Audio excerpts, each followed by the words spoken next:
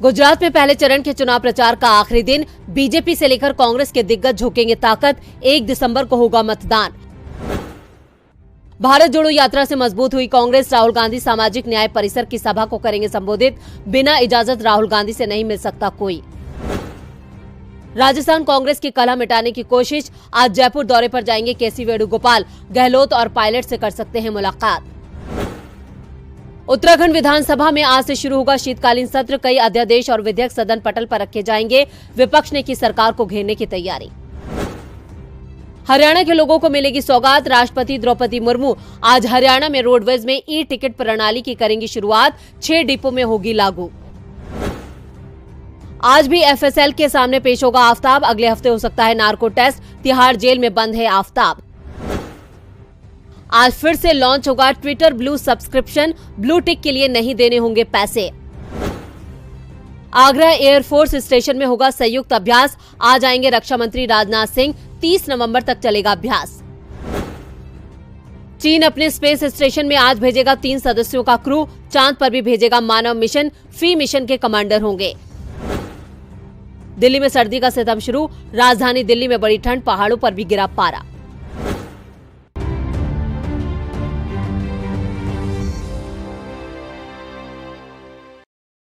नमस्कार, दिन भर की बड़ी खबरों में आपका स्वागत है। मैं हूं अंशिता श्रीवास्तव। आज इस बुलेटिन में बात होगी राहुल गांधी के बीजेपी पर जोरदार हमले की, गुजरात चुनाव में दिग्गजों के जमावड़े की, जानेंगे हरियाणा में कैसे लगा बीजेपी को झटका, इस्तीफा क्यों देना चाहते हैं महाराष्ट्र के राज्यपाल कोश्यारी, बात करेंगे शिवपाल की घटाई गई सिक्योरिटी की, जजों की नियुक्ति को लेकर फिर लगी सरकार को फटकार की, और बुलेटिन के आखिर में बात होगी जनता के पैसे से मालामाल हुई बीजेपी की। लेकिन तमाम बड़ी खबरों से पहले एक नजर सुर्खियों पर।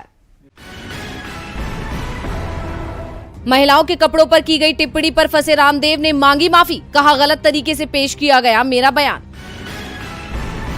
पूर्व सीएम महबूबा मुफ्ती ने श्रीनगर से मिला सरकारी आवास किया खाली, श्रीनगर के खिंबर में बने अपने निजी आवास में हुई शिफ्ट, कुछ दिन पहले मिला था घर खाली करने का नोटिस। फीफा वर्ल्ड कप में बाहर होने के कगार पर पहुंचा जर्मनी, स्पेन के साथ खेला 1-1 से ड्रॉ, 4 टीमों के ग्रुप में चौथे स्थान पर है जर्मनी की टीम। तेजी के साथ बंद हुआ शेयर बाजार, सेंसेक्स 2011 अंकों की तेजी के साथ 62,505 अंक पर हुआ बंद, निफ्टी 50 अंकों की तेजी के साथ 18,563 अंक पर हुआ बंद। तो ये थी सुर्खियां और अब बात आज की सबसे बड़ी खबर की। भारत जोड़ो यात्रा का शानदार प्रदर्शन कांग्रेस में उत्साह भर रहा है। यात्रा अब तक अपना आधा से ज्यादा सफर पूरा कर चुकी है। बावजूद इसके यात्रियों के चेहरे पर थकान नहीं है और अब ये यात्रा मध्य प्रदेश में है, जहां आज यात्रा ने अपना 6वां दिन पूरा किया और राहुल गांधी 7वीं बार मीडिया से मुखातिब हुए। तो बीजेपी को घेरते हुए क्या कुछ बोले राहुल गांधी, देखिए खास रिपोर्ट। भारत जोड़ो यात्रा के मध्य प्रदेश में प्रवेश करने के साथ ही अब राहुल गांधी बीजेपी पर हमलावर होते दिखाई दे रहे हैं। आज इंदौर में हुई प्रेस कॉन्फ्रेंस में उन्होंने कहा कि बीजेपी ने मेरी इमेज को खराब करने में हजारों करोड़ रुपए खर्च कर दिए, मेरी एक इमेज बना दी, लेकिन ये मेरे लिए फायदेमंद रहा। सच्चाई को छिपाया नहीं जा सकता। अगर आप किसी बड़ी शक्ति से लड़ रहे हो तो आपको निजी तौर पर निशाना बनाया जाएगा। अगर मुझे निशाना बनाया जा रहा है तो मुझे लगता है कि मैं सही काम कर रहा हूँ। कॉमन सिविल कोड को लेकर चल रही चर्चाओं पर राहुल ने कहा कि बीजेपी इस मामले को लेकर जो करना चाहती है वो उसे करने दो, हमें जो करना है हम वो करेंगे। हम जानते हैं कि हमें क्या करना है, किन लोगों की मदद करनी है, किन लोगों की रक्षा करनी है। कांग्रेस सांसद ने कहा कि मोदी सरकार में किसान, मजदूर, छोटा व्यापारी, हर वर्ग परेशान है। देश में जब यूपीए की सरकार आई तो हमने हर वर्ग के लिए नीति बनाई, सबसे कमजोर तबके की मदद पर विशेष ध्यान दिया, मजदूरों के लिए मनरेगा स्कीम लाए। इससे मजदूरों को तो आर्थिक रूप से मदद मिली, लेकिन किसानों का बोझ बढ़ गया क्योंकि उन्हें मजदूर कम कीमत पर नहीं मिल रहे थे। जब किसानों ने यह समस्या हमें बताई तो हमने किसानों के कर्ज को माफ करने की योजना लागू की। किसान इस देश की नींव है, लेकिन मोदी सरकार ने उन्हें छोड़ दिया है। उनको कोई सहायता नहीं दी जा रही है, उनको बीज, खाद, बीमा कुछ नहीं मिल रहा। आंख मूंद कर निजीकरण हो रहा है। कॉलेज, यूनिवर्सिटी, हॉस्पिटल सब जगह। हम चाहते हैं कि स्कूल और अस्पताल सरकार की जिम्मेदारी है। स्कूल और हेल्थ केयर सरकार को देखना चाहिए। सरकार हर काम 3-4 लोगों के हाथ में देना चाहती है। देश का पूरा धन 3 से 4 लोगों को दिया जा रहा है, जिस कारण से स्मॉल स्केल और मीडियम बिजनेस वालों की ग्रोथ रुक गई है। राहुल गांधी ने कहा कि बीजेपी की प्रॉब्लम है कि मेरी इमेज खराब करने में उसने हजारों करोड़ लगा दिए। इसके साथ राहुल ने बीजेपी पर निशाना साधते हुए गंभीर आरोप भी लगाए। राहुल ने मध्य प्रदेश में प्रेस कॉन्फ्रेंस कर बीजेपी को घेरा तो खड़गे ने गुजरात में प्रेस कॉन्फ्रेंस कर बीजेपी को आड़े हाथ लिया। दरअसल आज दिन भर गुजरात का सियासी पारा गरमाया रहा, क्योंकि पहले चरण के लिए चुनाव प्रचार खत्म होने में अब कुछ ही घंटे रह गए हैं। गुजरात में 1 और 5 दिसंबर को मतदान होना है। 8 दिसंबर को विधानसभा चुनाव के नतीजे जारी होंगे। ऐसे में जनता को अपने पक्ष में करने के लिए सभी दलों ने पूरी ताकत झोंक दी है। बड़े बड़े दावे और वादे किए जा रहे हैं। इस बीच कांग्रेस ने भी बीजेपी को बड़ा झटका दिया। गुजरात में बीजेपी के दिग्गज नेता और राज्य कैबिनेट में पूर्व मंत्री जय नारायण व्यास आज कांग्रेस में शामिल हो गए। उन्होंने कांग्रेस अध्यक्ष मल्लिकार्जुन खड़गे की मौजूदगी में अपने बेटे समीर व्यास के साथ पार्टी की सदस्यता ली। इसी महीने जय नारायण व्यास ने बीजेपी छोड़ी थी। सिद्धपुर विधानसभा से 4 बार के विधायक JN व्यास तत्कालीन मुख्यमंत्री नरेंद्र मोदी सरकार में कैबिनेट मंत्री भी रह चुके हैं। 2017 के विधानसभा चुनाव में व्यास कांग्रेस प्रत्याशी से चुनाव हार गए थे, जिसके चलते इस बार बीजेपी ने उनका टिकट काट दिया था। इसी वजह से वो लंबे वक्त से पार्टी नेतृत्व से नाराज चल रहे थे। कांग्रेस अध्यक्ष मल्लिकार्जुन खड़गे ने इस मौके पर कहा कि गुजरात में 27 साल के शासन के बाद भी बीजेपी के राष्ट्रीय नेता एक बार से दूसरे बार घूम रहे हैं। कई राज्यों के CM यहाँ आ रहे हैं और लोगों को गुमराह करने के लिए भड़काऊ भाषण दे रहे हैं। उन्होंने कहा, राज्य में बदलाव लाने के बजाय बीजेपी ने अपने CM को ही बदल दिया। यहाँ 6 साल में 3 CM बदले गए। इसका मतलब ये है कि उन्होंने राज्य में कोई काम नहीं किया, इसलिए PM मोदी को घर घर जाकर वोट मांगने पड़ रहे हैं। इधर आज PM मोदी भी अपने किले को बचाने के लिए चुनावी मैदान में थे। PM ने आज सौराष्ट्र इलाके में 4 रैलियों को संबोधित किया और बीजेपी के लिए वोट मांगे। PM मोदी ने आज दोपहर में पालीताड़ा विधानसभा में विजय संकल्प रैली को संबोधित किया। इसके बाद अंजार में सभा को संबोधित किया, फिर जामनगर और राजकोट में चुनावी सभाओं को संबोधित किया। PM मोदी के अलावा केंद्रीय गृह मंत्री अमित शाह भी आज पार्टी के लिए चुनाव प्रचार करते नजर आए। अमित शाह ने खेरालू, सावली, भिलोड़ा और अहमदाबाद में चुनावी सभाओं को संबोधित किया। मंगलवार की शाम पहले चरण की 89 सीटों के लिए चुनाव प्रचार खत्म हो जाएगा। ऐसे में गुजरात में दिग्गजों का जमावड़ा लगा रहा और सभी दलों ने अपनी पूरी ताकत झोंकी। अब नतीजे बताएंगे कि किसकी मेहनत रंग लाई। वैसे नतीजे तो हरियाणा पंचायत चुनाव के भी आ गए हैं और नतीजों ने बीजेपी को करारा झटका दे दिया है। क्या कहते हैं नतीजे, देखिए रिपोर्ट। हरियाणा के पंचायत चुनाव में बीजेपी को तगड़ा झटका लगा है। जिला परिषद और पंचायत समिति में बीजेपी के सिंबल पर लड़े अधिकांश उम्मीदवारों को हार का सामना करना पड़ा है। जो परिणाम आए हैं उनमें बीजेपी के 80% से ज्यादा उम्मीदवार चुनाव हार गए हैं। बीजेपी का गढ़ बन चुके पंचकुला और सिरसा में तो उसका खाता भी नहीं खुल पाया है। चुनाव परिणाम के बाद बीजेपी कैंप में हलचल दिखाई दे रही है। जिला परिषद की 411 सीटों में से बीजेपी को सिर्फ 22 सीटों पर जीत मिली है, जबकि उसने 112 उम्मीदवार उतारे थे। बीजेपी की सहयोगी JJP को 3 सीटें मिल पाई हैं, यानी सिर्फ 25 सीटें NDA गठबंधन उम्मीदवार को मिली हैं। 2016 के पंचायत चुनाव की तुलना में इस बार बीजेपी को जबरदस्त झटका लगा है। 2016 में बीजेपी ने राज्य के 21 में से 20 जिले में अपना चेयरमैन बना लिया है, लेकिन इस बार बीजेपी का ही सफाया हो गया है। जिला परिषद की 115 सीटों पर लड़ने वाली आम आदमी पार्टी को 15 और 98 सीटों पर चुनाव मैदान में उतरी इनेलो को 13 सीटों पर जीत मिली है। साफ है, बीजेपी के साथ गठबंधन के चलते जनता के गुस्से का सामना JJP को भी करना पड़ा है और वो INLD के मुकाबले बहुत पीछे छूटती दिख रही है। चुनाव में सबसे ज्यादा 357 सीटों पर निर्दलीय उम्मीदवार जीतने में कामयाब रहे हैं। पंचायत चुनाव में मिली इस करारी हार के बाद से सवाल उठ रहे हैं कि क्या ग्रामीण क्षेत्र में बीजेपी का आधार सिकुड़ गया है। कांग्रेस ने पंचायत चुनाव में अपने सिंबल पर उम्मीदवार नहीं उतारे थे, लेकिन पार्टी नेताओं को चुनाव लड़ने की छूट दे दी थी। अब कांग्रेस दावा कर रही है कि आधे से ज्यादा जीते निर्दलीय उम्मीदवार उनकी पार्टी से जुड़े हुए हैं। चुनाव में किसान आंदोलन से जुड़े लोगों को भी अच्छी सफलता मिली है। किसान आंदोलन के दौरान JJP छोड़ने वाले विक्रम सिंह की पत्नी अलका कुमारी निर्दलीय प्रत्याशी के तौर पर जीती है। यमुनानगर से भाकियू चढ़ूनी गुट की उम्मीदवार गुरजीत कौर को जीत हासिल हुई है। किसान आंदोलन में अहम भूमिका निभाने वाले कुलदीप खरड़ की बहन सुदेश को चुनाव में जीत मिली है। आंदोलनकारी किसानों के कई परिजन चुनाव जीतने में कामयाब हुए हैं। ये नतीजे संकेत दे रहे हैं कि हरियाणा में बीजेपी की जमीन अब खिसक रही है, यानी अब बीजेपी खेमे में खलबली मचना तय माना जा रहा है। हालांकि बीजेपी खेमे में तो खलबली मची ही हुई है, जिसकी वजह है महाराष्ट्र के राज्यपाल भगत सिंह कोश्यारी का विवादित बयान। उनके बयान से बीजेपी बैकफुट पर आ गई है और अब ऐसे संकेत मिल रहे हैं कि कोश्यारी को हटाने की तैयारी चल रही है। महाराष्ट्र के राज्यपाल भगत सिंह कोश्यारी को उनके पद से हटाया जा सकता है, क्योंकि अब वो इस पद पर नहीं रहना चाहते। उनके करीबी का दावा है कि राज्यपाल भगत सिंह कोश्यारी ने अपना पद और जिम्मेदारी से मुक्त होने की इच्छा जाहिर की है और अपने गृह राज्य उत्तराखंड वापस लौटना चाहते हैं।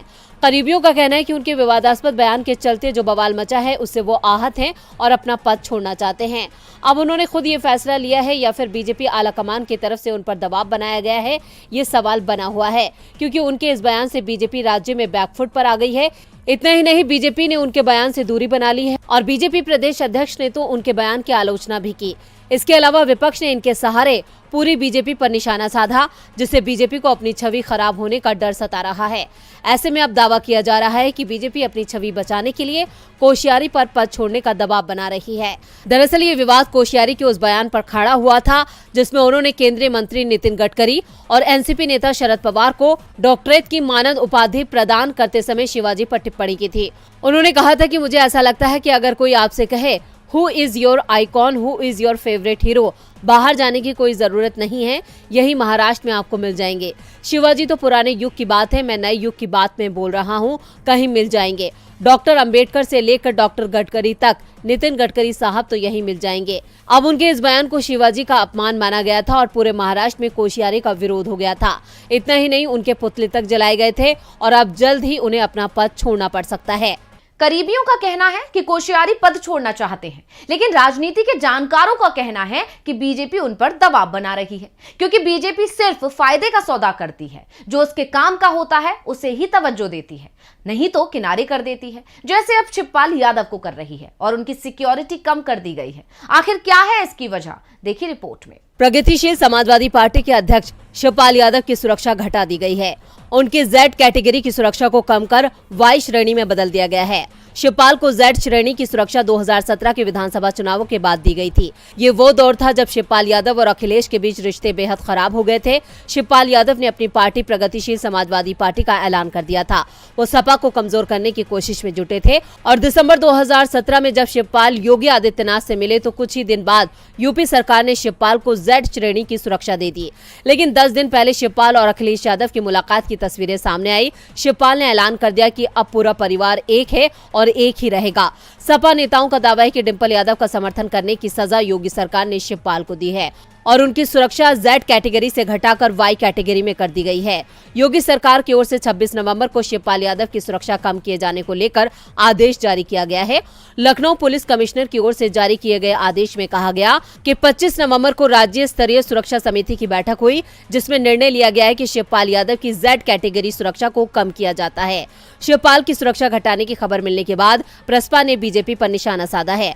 प्रसपा के प्रवक्ता दीपक मिश्र ने कहा कि सरकार अगर सोचती है कि सुरक्षा में कटौती कर या फिर डरा धमका कर शिवपाल के रुख को बदला जा सकता है तो ये योगी सरकार की बड़ी भूल है। सुरक्षा घटाने या हटाने से कोई फर्क नहीं पड़ेगा। शिवपाल यादव अब सपा के साथ ही रहेंगे। अखिलेश यादव की सरकार में शिवपाल यादव कैबिनेट मंत्री थे। वो विधानसभा में विपक्ष के नेता भी रह चुके हैं। दावा किया जा रहा है कि मुलायम परिवार एकजुट हो रहा है, जिससे बीजेपी घबरा गई है, क्योंकि इस एकजुटता से बीजेपी को उपचुनाव में नुकसान हो सकता है। वैसे नुकसान तो देश की जनता को हो रहा है, वो भी केंद्र सरकार की लापरवाही से, क्योंकि जजों के पद खाली पड़े हुए हैं, जिससे लोगों को न्याय मिलने में देरी हो रही है। ऐसे में आज एक बार फिर सुप्रीम कोर्ट ने सरकार को कड़ी फटकार लगाई है। कोलेजियम की सिफारिश के बावजूद हाईकोर्ट और सुप्रीम कोर्ट में जजों की नियुक्ति में हो रही देरी को लेकर सुप्रीम कोर्ट कई बार केंद्र सरकार को फटकार लगा चुका है और सरकार को जल्द से जल्द नियुक्तियों को अंतिम रूप देने का आदेश दे चुका है। लेकिन सरकार कोर्ट को अनसुना कर देती है और आज फिर इस मामले में सुप्रीम कोर्ट में सुनवाई हुई, जहां कोर्ट ने एक बार फिर केंद्र सरकार को खरी खरी सुनाई। सुनवाई के दौरान शीर्ष कोर्ट ने कहा कि ऐसा लगता है कि सरकार राष्ट्रीय न्यायिक नियुक्ति आयोग के रद्द किए जाने से नाखुश है। केंद्र सरकार जजों की नियुक्ति पर बैठी रहेगी तो सिस्टम कैसे काम करेगा। हमें न्यायिक पक्ष पर फैसला करने को मजबूर ना करें। अदालत ने एजी और एसजी को कहा कि वो सरकार को ये सुनिश्चित करने के लिए सलाह दें कि देश के कानून का पालन किया जाए। इसके साथ ही मामले में सुनवाई के लिए कोर्ट ने 8 दिसंबर की तारीख दे दी है। आपको बता दें कि ये विवाद समय समय पर सामने आता है, क्योंकि केंद्र की लापरवाही और धीमी कार्यप्रणाली से कोर्ट का काम प्रभावित होता है और जजों की कुर्सी खाली होने से लोगों को न्याय मिलने में देरी होती है, जिससे सुप्रीम कोर्ट चिंतित है और कई बार सरकार को फटकार लगा चुका है, लेकिन सरकार सुनने को राजी नहीं है। ऐसे में आज एक बार फिर सुप्रीम कोर्ट ने मामले में सुनवाई की और केंद्र सरकार को चेतावनी भी दी कि सरकार जल्द ये काम करे और कोर्ट को न्यायिक पक्ष पर फैसला करने को मजबूर न करे। कोर्ट ने एक बार फिर सरकार को हिदायत देते हुए मामले में सुनवाई के लिए अगली तारीख भी दे दी। ऐसे में देखना होगा अब सरकार की तरफ से क्या कदम उठाया जाता है। क्या सरकार इस बार कोर्ट का आदेश मानेगी या इस बार भी अनसुना कर देगी? और बुलेटिन के आखिर में बात होगी जनता के पैसे से मालामाल हुई बीजेपी की। गुजरात विधानसभा चुनाव को लेकर सरगर्मियां तेज हो चुकी हैं। राजनीतिक दलों ने चुनाव जीतने के लिए अपनी पूरी ताकत झोंक दी है, लेकिन चुनाव जीतने के लिए केवल प्रचार नहीं बल्कि पैसों की भी जरूरत पड़ती है। और इस वक्त बीजेपी सबसे ज्यादा मालामाल नजर आ रही है, क्योंकि 5 साल में मिले चंदे का 94% हिस्सा केवल बीजेपी के खाते में गया है, जबकि 6% में सभी विपक्षी दल आए हैं। तो किसे मिला कितना चंदा, देखिए इस रिपोर्ट में। पीएम मोदी कहते हैं कि हम जनता से कुछ नहीं लेते बल्कि उनके लिए अपना सब कुछ लुटा देते हैं, लेकिन हकीकत क्या है वो तो रिपोर्ट बताती है। गुजरात में बीजेपी जनता को देने की बजाय उनके पैसों से ही मालामाल बन गई है। ये हम नहीं बल्कि एसोसिएशन फॉर डेमोक्रेटिक रिफॉर्म्स की रिपोर्ट बताती है। गुजरात चुनाव के पहले चरण से 3 दिन पहले एसोसिएशन फॉर डेमोक्रेटिक रिफॉर्म्स ने पिछले 5 सालों में चुनावी बॉन्ड के माध्यम से राजनीतिक चंदे पर एक रिपोर्ट पेश की है। इस रिपोर्ट में पता चला है कि बीजेपी ने गुजरात में कुल योगदान का 94% हिस्सा हासिल किया है, जबकि कांग्रेस को करीब 5% का चंदा मिला। आंकड़ों पर नजर डालें तो 2018 से अक्टूबर 2022 तक सभी पार्टियों को कुल मिलाकर 174 करोड़ रुपए का चंदा मिला, जिसमें बीजेपी का हिस्सा 163 करोड़ रुपए का था। वहीं कांग्रेस को केवल 10 करोड़ 50 लाख रुपए के चंदे के साथ संतोष करना पड़ा और आपको सबसे कम यानी 32 लाख रुपए मिला। वहीं अन्य पार्टियों को 20 लाख रुपए मिला। राष्ट्रीय स्तर पर बीजेपी को 2017-18 के बाद से खरीदे गए सभी इलेक्टोरल बॉन्ड का 65% या 2/3 हिस्सा मिला हुआ है। रिपोर्ट में कहा गया कि 5 साल में राजनीतिक दलों के जरिए प्राप्त कुल कॉर्पोरेट दान में से 4% या 174 करोड़ रुपए गुजरात से आए। ये आंकड़े साफ बताते हैं कि जनता के पैसों से बीजेपी मालामाल बनी है। इस रिपोर्ट के बाद अब विपक्षी दल बीजेपी पर हमलावर हैं। कांग्रेस का कहना है कि बीजेपी जनता का पैसा लूट रही है। अब जब सत्तारूढ़ पार्टी का खजाना बढ़ेगा तो सियासत में तो घमासान मचेगा ही। तो आज इस बुलेटिन में बस इतना ही। देखते रहिए डीवी लाइव। नमस्कार।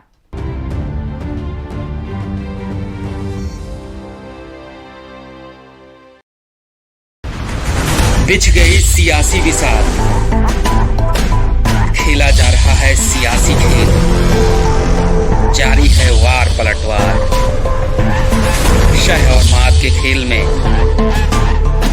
बनाई जा रही है रणनीति। कौन पड़ेगा किस पर भारी, ये कभी भी सिर्फ हस्तक्षेप.com पर अमलेंदु उपाध्याय के साथ।